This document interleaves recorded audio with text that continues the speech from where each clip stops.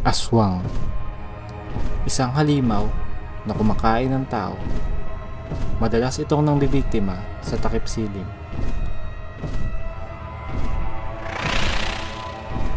Meron itong matatalim na ngipin at paborito nitong kainin yung mga sanggol na nasa sinapupunan pa lamang, o di kaya yung mga tao nag-iisa sa kagubatan kung saan hindi sila makakahingi ng tulong.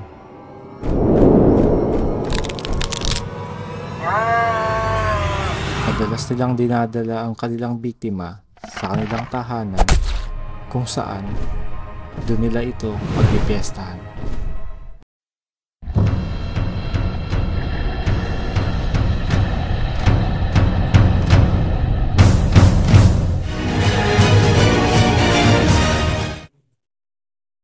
Ako si Nathan. Noon pa man, hindi na ako naniniwala sa mga kapre, aswang, engkanto, at ano pa man. Balitang balita sa Radyong Sira, isang magsasaka ang kinuha umano ng aswang sa Iloilo kahapon sa ganap na 11:30 ng gabi. Pero ang tanong, aswang nga ba talaga?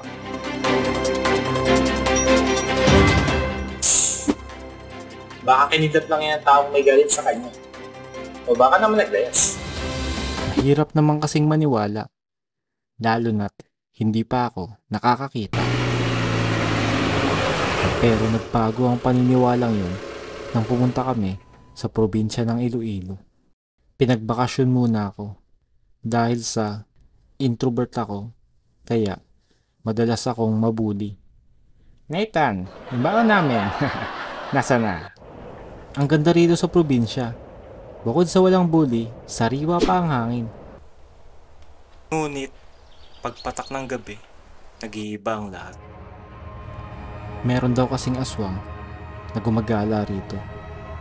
Yung naghahaplos ng langis at nahati ang katawan nung kumakain ng sanggol o kahit yung may edad na. It all you can, kung baga.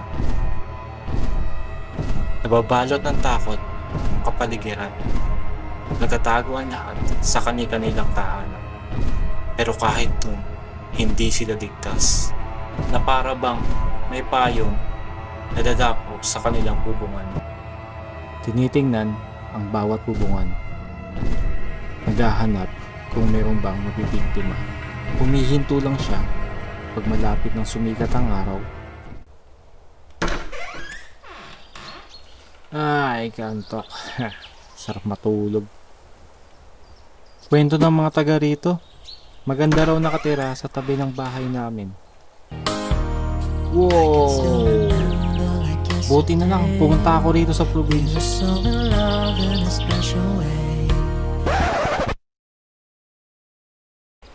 Bad trip naman. Minsan na nga lang makakita ng forever. Over na agad. Ay, habang buhay na yata akong single. Ha? Ano yun?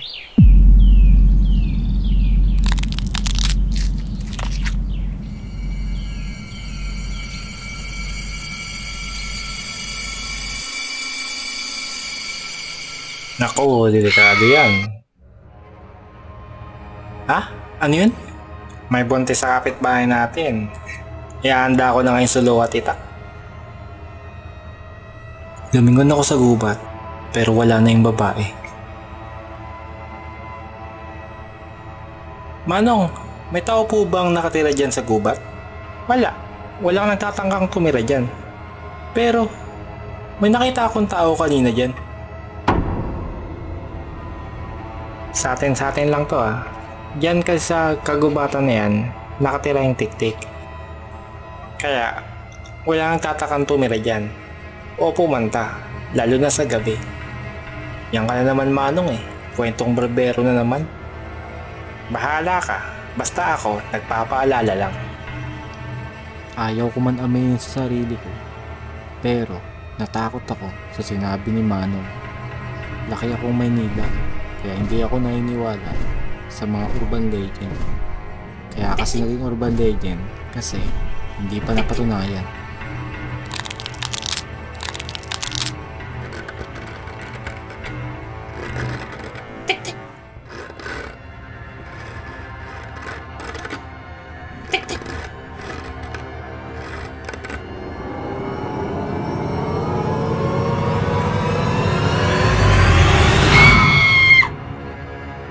ng gabi, bigla akong nagising.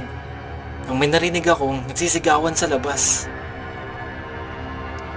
Anong meron? Akala ko ba bawal o ba sa gabi? Nang silipin ko, nakita ko yung mga kapitbahay namin na may dalang sulo at itak. Lingon siya ng lingon na tila'y may hinahanap sa kagubatan.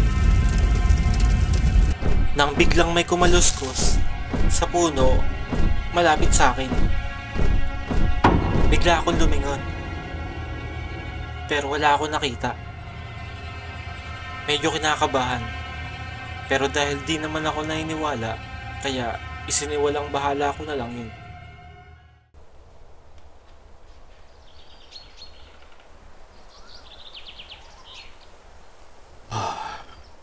Kinaumagahan, nakarinig ako ng malakas na iyak. Nanganak na pala ang kapitbahay namin. Ngunit durog na ang bata sa sinapupunan niya. Usap-usapan ng mga tao doon, inaswang daw siya. Bigla ako nakaramdam ng kaba. Naalala ko yung babae sa puno na nakatitig sa kanya. Simula nun, lagi nang may nag-iikot na mga kapitbahay pagsapit ng gabi. May dala silang sulo at panggapas ng palay. Pero madalas pa rin makakita ng patay na baboy o manok sa paligid. Hanggang dumating ang araw na di ko makakalimutan.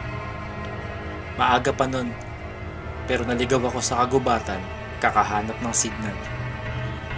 Hanggang inabot na ako ng gabi at di ko na alam ang gagawin. Nang bigla ako nakaamoy ng parang bulok na karne. Sinundan ko yun sa pag-asang makakita ako ng taga-nayon. Laking gulat ko nung may nakita akong nakatayong kalahating katawan. Bigla ako naalala yung mga napapanood ko sa TV tungkol sa aswang. Nanlambot ang tuhod ko at di ko alam ang gagawin. Nang biglang makarinig ako ng tunog. Tik tik, tik tik. Tik tik. Tik tik. Tik tik. Grabe ang kaba ko. Rinig na rinig ko ang puso ko sa pagtibok. At napagtanto ko, wala na yung tunog. Tik tik. Ito yung mga pagkakataon, gusto mo nang sumigaw, pero walang lumalabas na boses.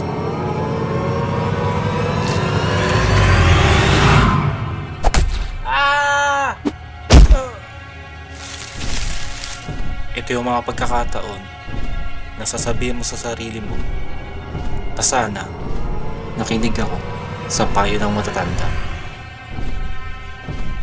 Ang nakaraan. Ako si Nathan at hindi ako naniniwala sa aswang. At ngayon nakakita na rin ako sa wakas. Mukhang dito na rin ako magwawakas.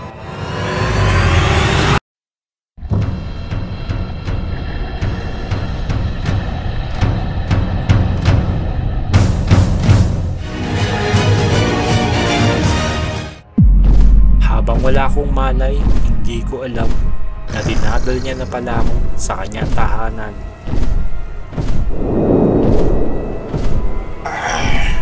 Ang sama ng panaginip ko. Ba't ang lamig? At ang sakit ng katawan ko. Teka, mga puno ba ang ulap nakikita ko? Ba't nakabaliktad?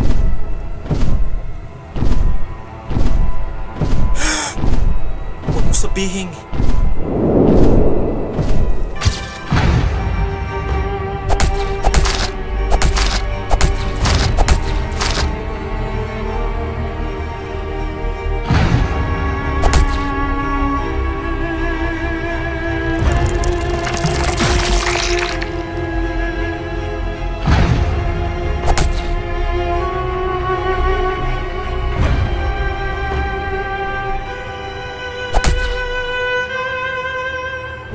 Bitawan mo ako!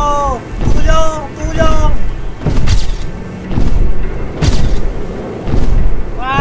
Marami pa akong pangarap sa buhay! Bitawan mo ako!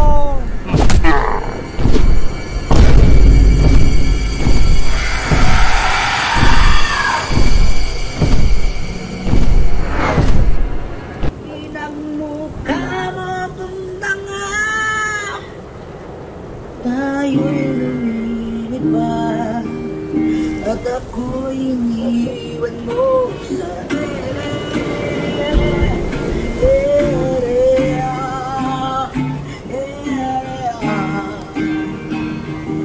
at ako'y iniwan mo sa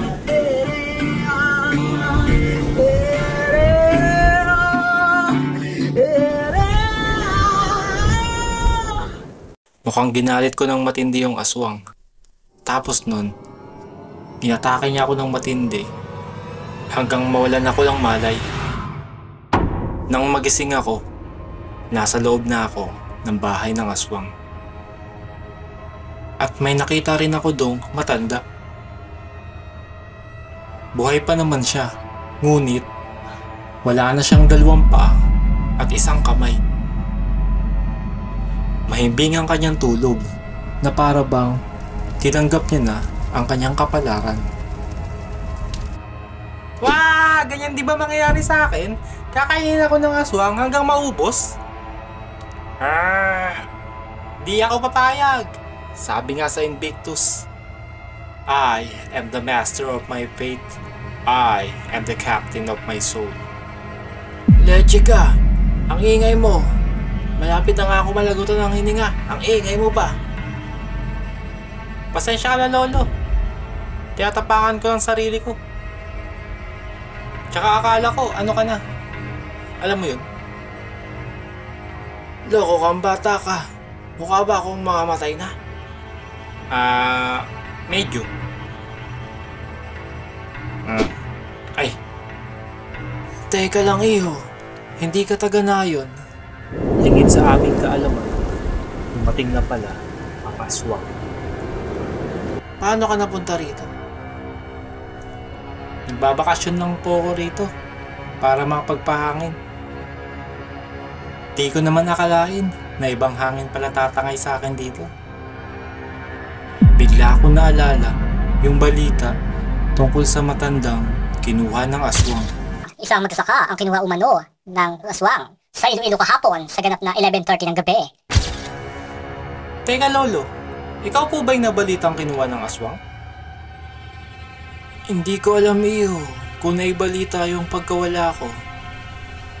Pero baka ako nga yun. Ang aming pagkukwentuhan upang maibsan ang takot na aming nadarama ay malapit ng maudlot dahil ang halimaw na pinagmumulan ng takot na ito ay nasa pintuan na animoy makangasok, nalalantakan ang kanyang mga hulog.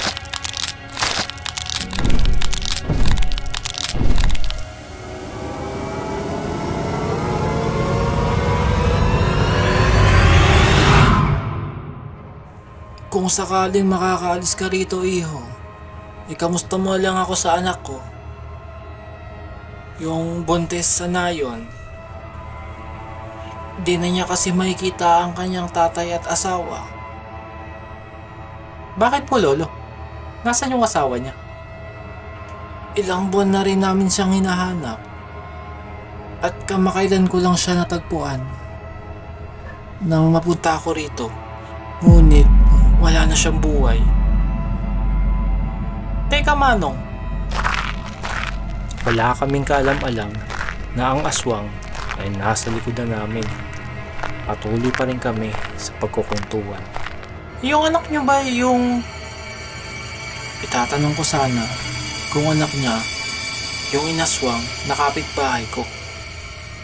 Ngunit nahinto ako sa pagsasalita dahil nakita ko yung aswang sa likuran ng matanda. Ano yung sinasabi mo, iho?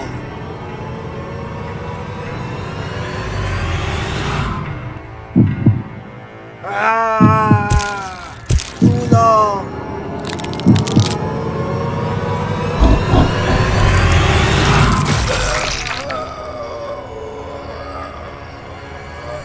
Dapat ko ba siyang tulungan?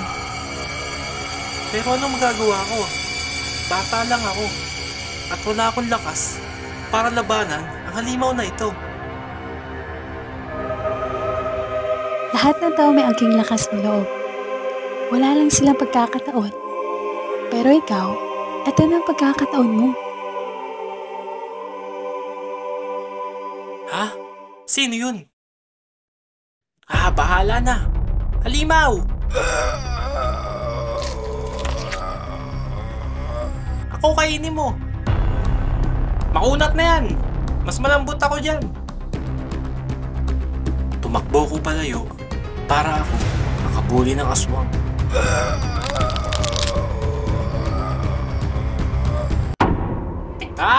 Bakit ko ginawa yun? Baka pag nahuli ako na ito, hindi na ako tumagal ng isang gabi. Ngunit, paglingon ko, hindi ko na siya nakita. Ganito ang nangyari sa akin nung una. At sa sobrang takot at sakit ng kamay ko, bigla ako What? Ramdam ko sa kalamnan ko, nakatapos ang kuma. Nang biglang may kidlat mula sa kalangitan ang tumama sa aswang. Tinamaan ko sa tiyan at tuluyang bumagsak. What the?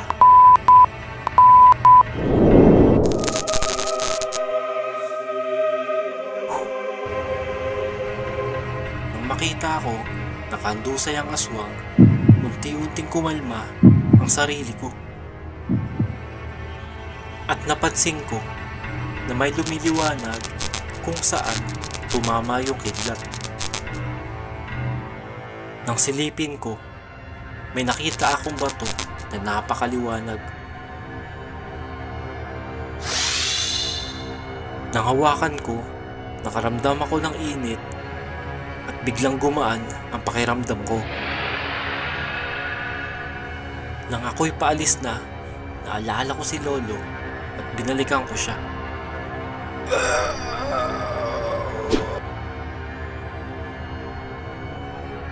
Bago ako umuwi, nadaanan ko yung aswang at nagsalita siya.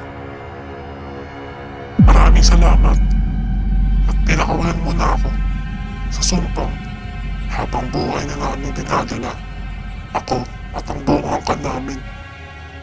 Maraming salamat dahil hindi ko na ito may mapasa sa susunod na henerasyon. Hindi ko alam ang ibig mo sabihin. Hindi nga ako yun! Yung kidlat! Pero, you're welcome. Tapos nun, tumakbo na ako ng mabilis sa kanayunan. Habang mapalapit na kami, bigla ako nadapa dahil sa bigat ng aking dala. Kaming dalaway nagulat dahil si Lolo na walang dalawang paa at isang kamay ngayon ay kumpleto na, ni walang sugat. At ako na puro hiwa at kagat ngayon ay magaling na para bang walang nangyari. Isa siguro to sa himala ng napulot kong bato.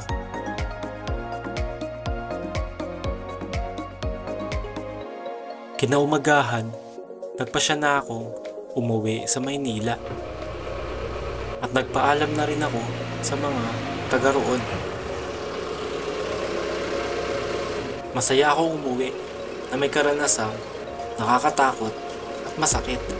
Pero isa lang ang masasabi ko.